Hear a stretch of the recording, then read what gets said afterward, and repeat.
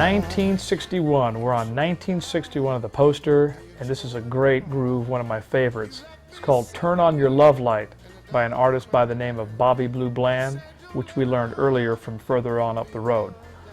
This is a classic sort of a gospel feel, and you have to understand that at this particular time, artists like Ray Charles and Bobby Blue Bland were amongst the first artists to incorporate this sacred gospel music and bring it into R&B, which at the time was very taboo.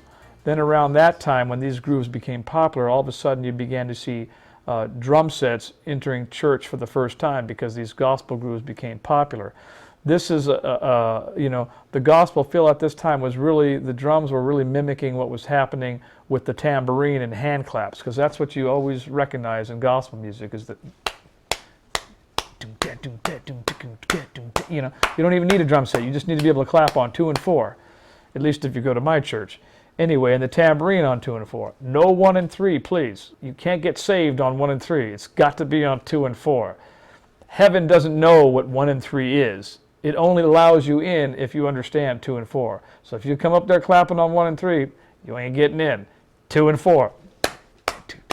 Get your tambourine, count the beats, pray, do what you got to do, but you got to feel that backbeat.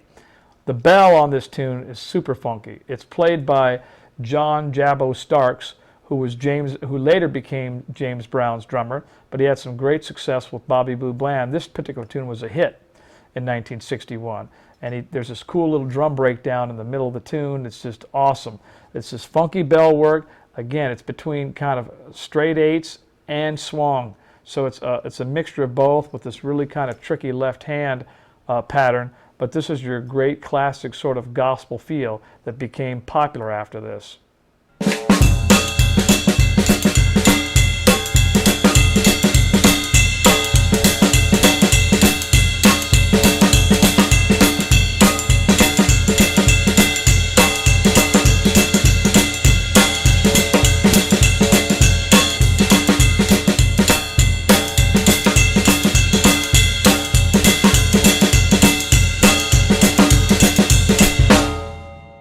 So with a groove like this, and basically all the grooves on the poster, we're transcribing 2 bars of something that kind of depicts what the groove is. But you got to realize when these people were playing these grooves, they're not looking at music, and they're not playing the same exact 2 bars through the whole tune. They are playing variations just like we would today.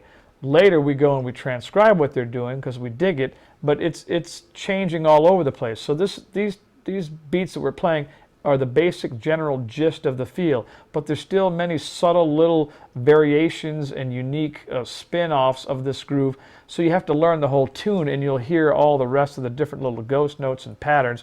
So that's just like a disclaimer throughout all of this stuff, is that you cannot learn these grooves unless you go and listen to the tune. And when you listen to the tune, you're going to realize they vary what they play.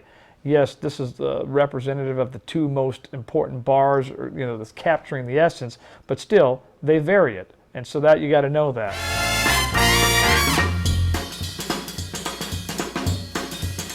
I get a little lonely in the middle of the night.